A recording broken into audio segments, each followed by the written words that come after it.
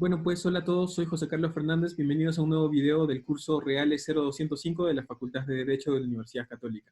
Hoy día vamos a tratar la clasificación de los bienes. Primero que todo, las clasificaciones de los bienes se pueden hacer desde distintos criterios. En realidad, el único no va a ser el de la movilidad, incluso el de la movilidad van a ver que en realidad está completamente tergiversado hoy día en nuestra legislación, ¿no? Por creo que buenas razones, ¿ya?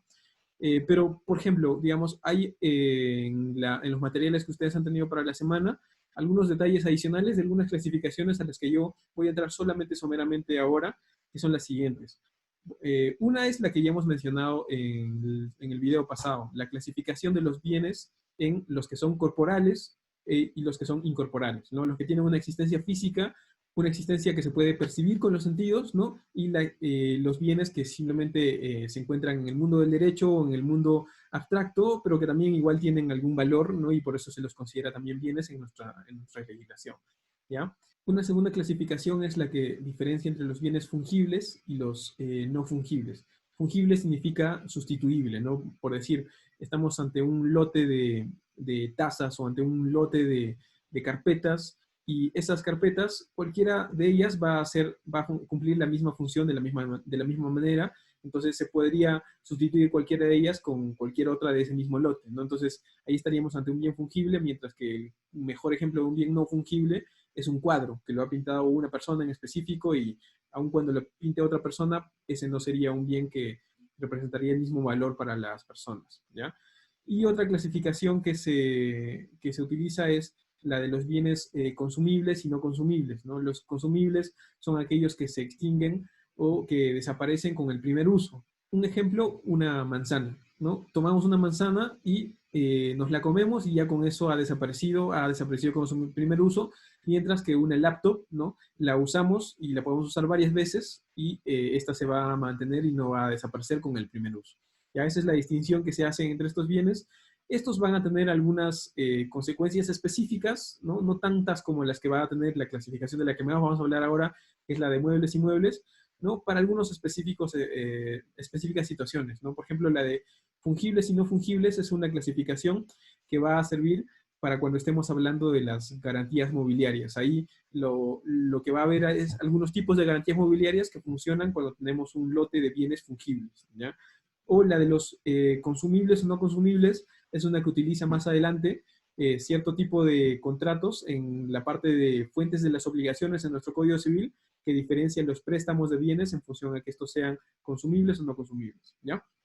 Y la de corporales e incorporales, ya hemos hablado un poco en la clase pasada.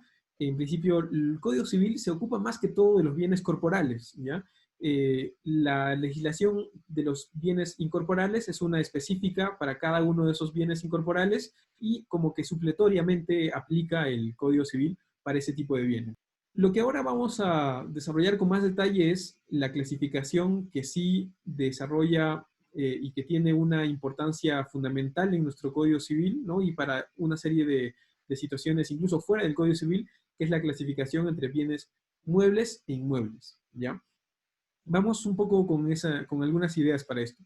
En primer lugar, cuando hablamos de la clasificación entre bienes muebles y inmuebles, esta es una clasificación que nos viene otra vez, como tantas instituciones en nuestro Código Civil y en el libro de reales, heredada de anteriores códigos civiles, y en este caso además tiene algunos orígenes en el derecho romano, ¿no? Ahora, más allá del origen histórico de esta distinción, yo creo que vale la pena decir que sí existe una distinción real entre lo que son los bienes muebles e inmuebles, ¿ya? Una distinción que en cierto momento se hacía y que en cierto momento de la historia además seguro que era cierta, es que los bienes inmuebles tienen o tenían un valor más alto que los bienes muebles, ¿no? Los bienes inmuebles, estamos hablando quizás en la época moderna, tenían una implicancia de prestigio que quizás no tenían los bienes muebles, los enseres de las casas, ¿no? Y entonces la acumulación de los bienes inmuebles era una de las formas de conseguir estatus y conseguir poder y conseguir, digamos, una situación económica mejor, ¿no? Eso en el tiempo ha ido cambiando, porque los bienes muebles en muchos casos han empezado a valer mucho más. Por ejemplo, las acciones que tiene un empresario de una empresa transnacional puede que valgan muchos millones comparados con la casa en la que vive esa persona, ¿ya? Entonces, Eso ha ido relativizándose por un lado, ¿no? Ese era un primer origen de por qué distinguir entre los bienes muebles e inmuebles, que ya hoy día se ha relativizado, ¿ya? Otro que creo que sí es uno que aún se mantiene es la forma en que se utilizan estos bienes, los bienes muebles y los inmuebles, ¿no? Los bienes muebles tienen una existencia física que se puede tocar, que se puede tomar, que se puede mover de un lugar a otro, eso es de lo que estamos hablando cuando hablamos de los bienes muebles, mientras que de los bienes inmuebles, y usualmente en específico cuando estamos hablando de los bienes inmuebles, estamos hablando de los predios, su existencia es un poco distinta. La existencia de los bienes inmuebles es la de funcionar como contenedores de la actividad de las personas, ¿ya? Yo cuando utilizo una laptop, lo que hago es utilizar sus elementos físicos, sus teclas, su pantalla, etc. Mientras que cuando utilizo el predio en el que yo me encuentro, no me interesa tanto la existencia física del predio en el que estoy, o el departamento en el que estoy, o la casa en la que estoy, sino ahí más bien me interesa el espacio que tengo en donde en este momento yo me estoy desenvolviendo. Es un contenedor de las actividades humanas, ¿no? Entonces, en eso yo creo que sí hay una distinción clara entre los bienes muebles que importan por su existencia física y los bienes inmuebles que importan por su función de contenedores de la actividad de las personas en principio, ¿ya? Entonces, ahí hay una distinción que creo que vale la pena hacer porque eso va a reflejarse en una serie de temas a lo largo del estudio de los derechos reales, ¿no? Que van a ser, por ejemplo, cómo se poseen estos bienes, no se poseen justamente de una manera distinta, o cómo se transfieren estos bienes, o cómo se publicitan los actos respecto de estos bienes, ¿no? Ahí hay una distinción, creo que sí, real que existe entre los bienes inmuebles y los bienes muebles. Sin embargo, eso sería si estuviéramos hablando de lo que en la semana pasada les dije que tienen algunos otros códigos, por ejemplo el Código Civil alemán, si estuviéramos solo utilizando la distinción entre lo que se mueve y los bienes inmuebles, específicamente los predios, ¿no? Las casas, los terrenos, ¿ya? Esta distinción de muebles e inmuebles no la ha tomado de esa manera en nuestro Código Civil.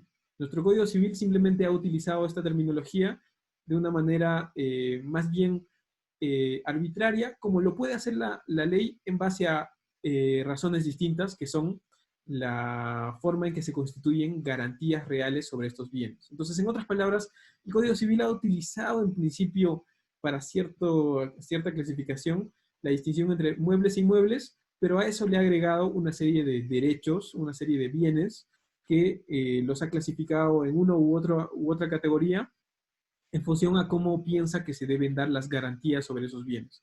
Entonces, vamos a ver, y lo vamos a hacer en esta sesión, que la clasificación de muebles e inmuebles es una que ya responde a otros criterios, ya no solamente al tema de la movilidad o al tema de cómo se usan estos bienes, sino simplemente a un criterio de clasificación ya impuesto por la ley, ¿no? Que ha decidido que los bienes se clasifiquen de esta manera, y lo que ha tenido en la cabeza la ley ha sido cómo se dan las garantías respecto de uno o respecto de otro, ¿no?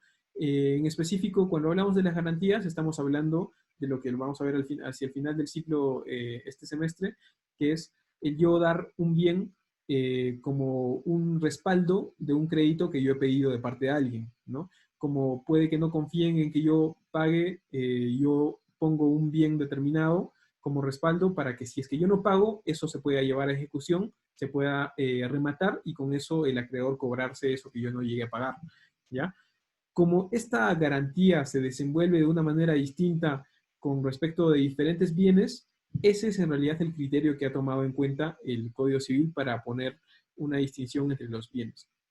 Usualmente, cuando hablamos de los bienes muebles se esperaba que para que se utilicen como garantía se produzca una desposesión, se produzca una entrega del bien. Yo me presto dinero de ti, entonces yo empeño, yo te doy el reloj que yo tengo o las joyas que yo tengo, entonces te las entrego físicamente, ¿no? Eso es lo que en su momento estaba regulado como la prenda, ya la prenda civil, ¿no? Mientras que los bienes inmuebles, una casa, ¿no? Se entiende que yo me presto dinero, pongo mi casa como respaldo, pero no necesito entregar mi casa al banco, ¿no? Simplemente mi casa tiene la ventaja de que está inscrita en registros públicos y ahí se puede inscribir la garantía. Entonces, teniendo esos dos paradigmas en la cabeza, lo que ha hecho la legislación peruana es decir, hay algunos bienes que aun cuando yo les llamaría muebles en la práctica por cómo se utilizan, por ejemplo, las naves y aeronaves, las embarcaciones, ¿ya? Yo quiero considerarlos dentro del esquema de los bienes inmuebles, dentro del esquema de las casas, de los predios, porque ellos tienen un registro público, ¿no? Hay un registro de vehículos, hay un registro de naves y aeronaves. Entonces, como hay un registro, es mejor que las garantías funcionen en la forma en que funcionan los predios, ¿no? Porque estas garantías se pueden inscribir en registros públicos y además se necesita que se mantengan en posesión de aquel que se ha prestado el dinero, ¿ya? Entonces, por eso, más allá de que su funcionalidad sería el considerarlos como muebles, en su momento se los consideró como inmuebles.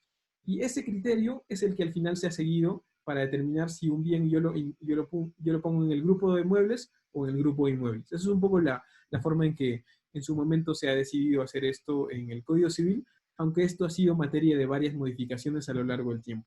Una propuesta que desde hace mucho tiempo venía de parte del profesor Jorge Avendaño era la de diferenciar entre los bienes registrados y los no registrados, justamente para reflejar esta lógica que tenemos de que los bienes registrados, su forma de darse en garantía es una que puede utilizar el registro, mientras que la de los bienes no registrados es una que tendrá que utilizar otros mecanismos distintos, como por ejemplo el darlo en posesión al acreedor, ¿ya? Y se habla de registrados y no registrados, y no de registrables y no registrables, porque si bien una forma de clasificar los bienes podría haber sido, ya, hay una serie de bienes que pueden ser registrables y en esos incluyo los predios, y en esos incluyo las embarcaciones, en eso incluyo los vehículos, ya, en eso incluyo las marcas, ¿no? Todos los que tienen algún tipo de registro. Y al otro lado incluye los que no son registrables, como por ejemplo las tasas, la ropa, los muebles, etcétera, que digamos no tienen un registro específico porque sería un registro infinitamente grande, ¿ya? Eh, no se utiliza el término registrable o no registrable porque en efecto puede haber predios, propiedades, digamos, inmuebles, que sean registrables, pero que en los hechos no estén registrados, ¿no? Y esa es una situación muy común en nuestro país. Entonces, por esa razón, como puede esa clasificación limitar mucho la forma en que se dan en garantía los bienes, en lugar de utilizar el término registrables y no registrables, la opción que propone justamente Avendaño es la idea de distinguir entre los bienes registrados y los no registrados. Entonces, mientras un bien no esté registrado, esa es su forma de dar en garantía, será una que no utilizará registro, utilizará otros mecanismos, un contrato, algún mecanismo de oponibilidad como la posesión, mientras que los bienes registrados, eso sí, tendrán la utilización del registro, porque estos ya se encuentran incorporados a un registro jurídico, ¿ya? Esa es una propuesta de clasificación distinta, ¿no? Que reemplazaría la de los bienes muebles y inmuebles, que al final está tomando un poco que el mismo criterio, que es la forma en que los bienes se dan en garantía. Sin embargo, esa propuesta, que viene incluso de las discusiones en los 80, cuando se hizo el Código Civil, no ha sido incorporada todavía y es una que podría ser materia de discusión y que yo, digamos, también la podré discutir con ustedes en la videollamada. De momento, hoy día estamos con la clasificación entre muebles y muebles, pero como les repito, no representa una clasificación en base a que algo se pueda mover o no, sino que al final ha sido simplemente una clasificación en función a cómo se dan los bienes en garantía, ¿no? Y eso es lo que ahora les voy a explicar viendo el detalle de los dos listados de bienes en el Código Civil. Ya, entonces pasamos a ver esto en nuestro Código Civil y específicamente el listado de lo que está en el artículo 885 para los bienes inmuebles y en el artículo 886 para los bienes muebles. ¿Ya? Entonces vamos a pasarlo rápido los que sean más evidentes y me voy a detener en los que quizás no sean tan entendibles a simple vista. ¿Ya? Estamos en el artículo 885 del Código Civil.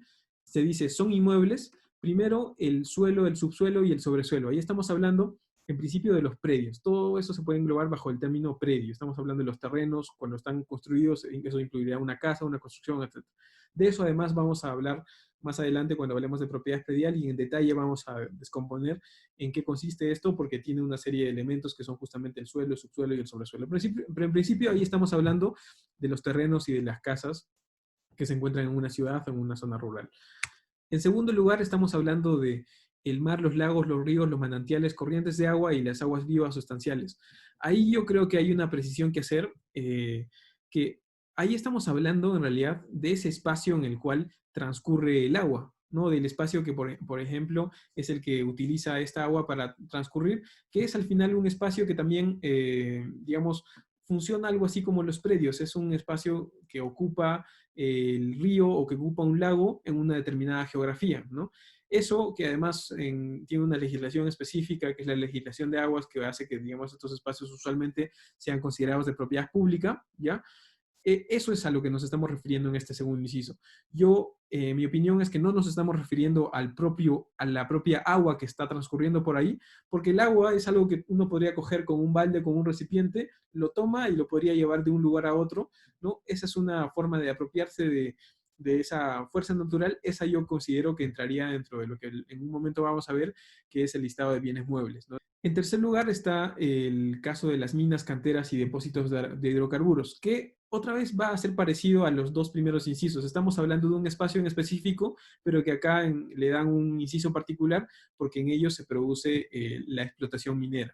Aquí estamos hablando de los lugares en donde se produce esa explotación minera, no de los productos, de los minerales que se extraen, porque estos cuando se extraen eventualmente van a considerarse bajo el término de productos y van a ser materia de comercialización como bienes muebles, ¿no? Acá estamos hablando del lugar de donde estos se extraen, ¿no? Entonces, esos son las minas, canteras y depósitos de hidrocarburos.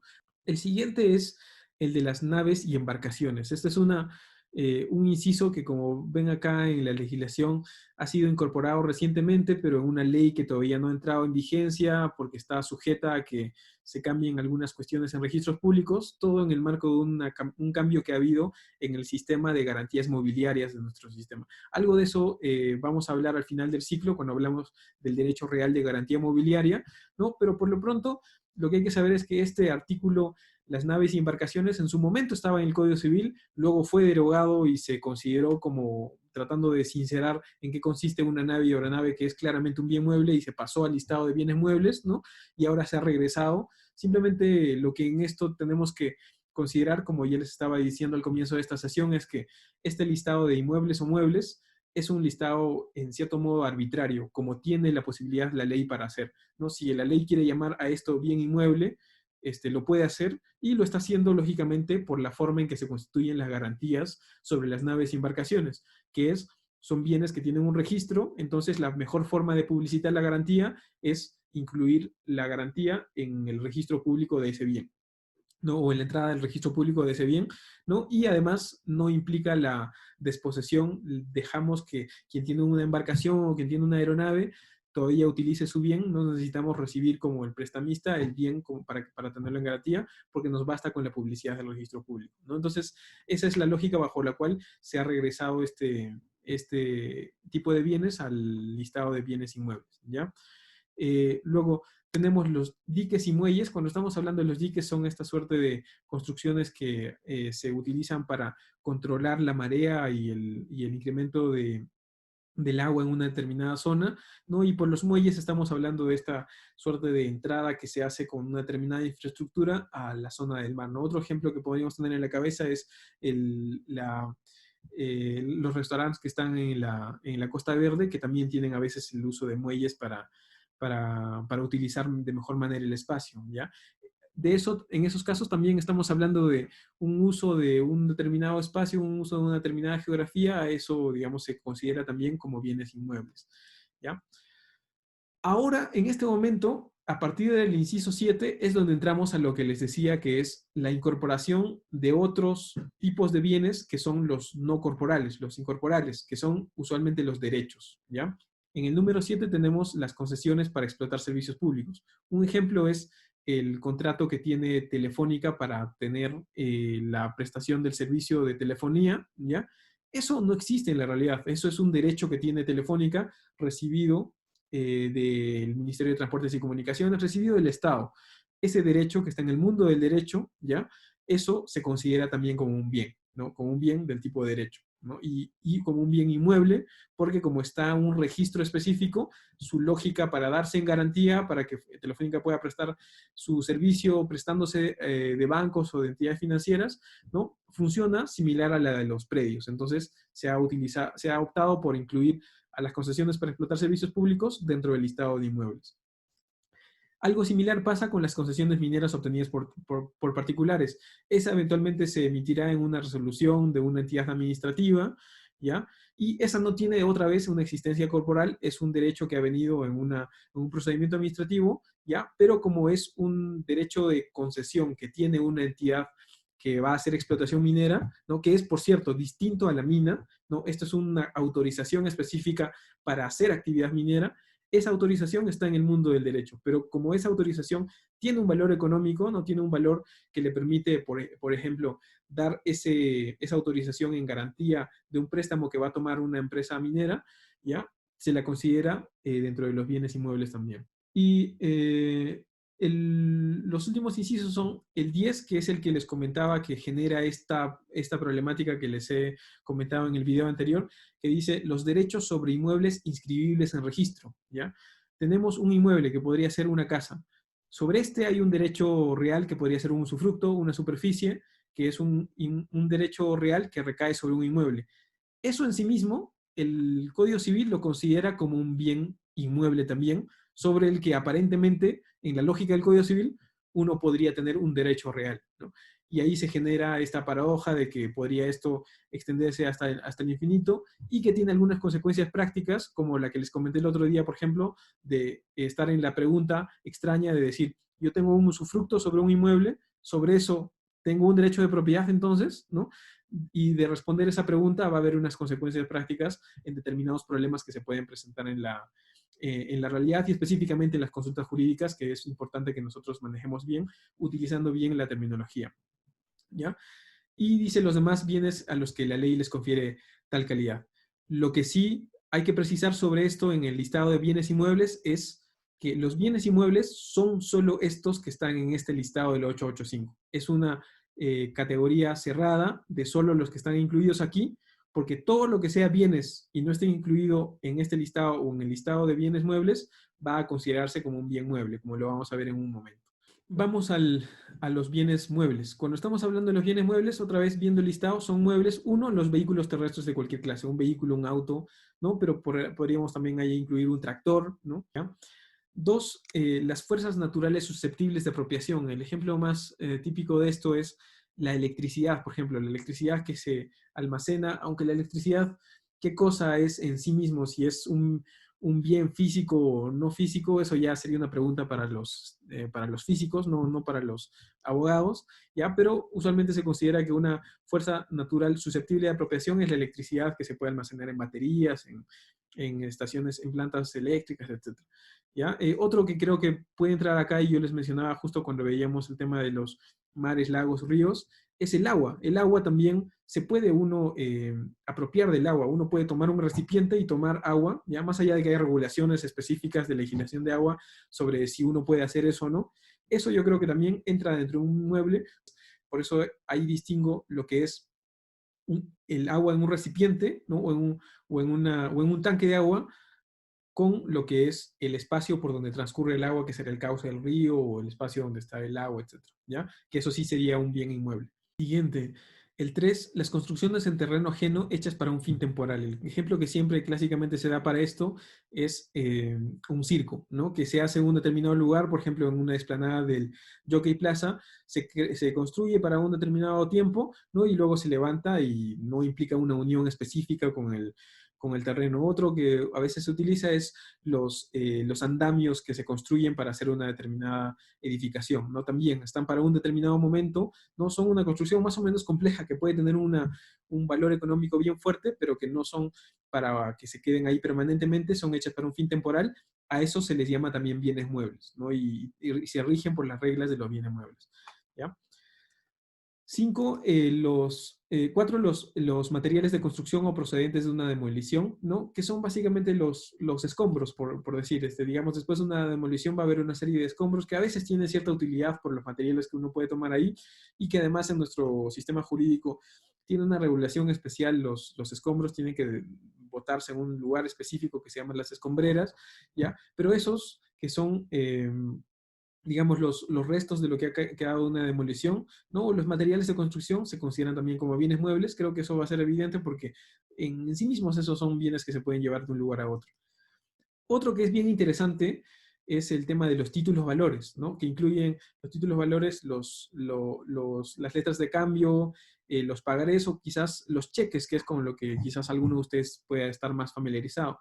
Esos, si bien son cuentas por cobrar o derechos de cobrar a una persona determinada, por las reglas cambiarias de la ley de títulos de valores, se incorporan en instrumentos físicos, que son papeles específicos que el derecho hace la ficción de que incorporan esos créditos, ¿no? Y en efecto, acá por ejemplo tienen un talonario, una letra de cambio, o lo que podría haber respecto también de un cheque. Entonces esos, como tienen una existencia física y se pueden llevar de un lugar a otro y hasta su integridad material tiene cierta relevancia, se los considera, creo que correctamente, como bienes muebles, ya en este listado, ¿ya? En el caso 6 tenemos los derechos patrimoniales de autor, de patente, en general lo que tiene que ver con la propiedad intelectual y la propiedad industrial. Ahí entra el ejemplo del cual conversamos en la sesión pasada, que es el tema de una marca, por ejemplo, la marca Líbido de un grupo de rock. Eso, como les decía, es ya un ejemplo de algo que no se encuentra en la realidad, es algo que se encuentra más bien en la abstracción del derecho, esa posibilidad que uno tiene de explotar esa marca, ¿no? Y en el mundo comercial, que tiene un valor importante y que puede ser un valor quizás hasta el más importante de una empresa, ¿no? El ejemplo que siempre se menciona es el ejemplo de Coca-Cola, ¿no? El Coca-Cola, su fórmula y su marca es quizás el activo más importante, o el Club Universitario de Deportes, por ejemplo. Todo el tiempo se habla de que está en quiebra o que tiene una serie de problemas con SUNAT y se habla de los terrenos, pero probablemente su activo más importante es lo que representa la marca Universitario de Deportes. Entonces ese es un ejemplo de lo que está considerado en el inciso 6 del listado de bienes muebles. A partir de acá, como ven, ya estamos entrando a los que son bienes incorporales, los que son bienes que no tienen una existencia física, ¿no? Este ha sido uno. El siguiente es las rentas o pensiones de cualquier clase. Estas entran en el esquema de lo que hablamos cuando hablamos de la diferencia entre los derechos reales y los derechos obligacionales. En los derechos obligacionales, usualmente lo que uno tiene es un derecho de cobrar algo a alguien que puede recaer sobre un bien, pero también puede recaer sobre un monto de dinero.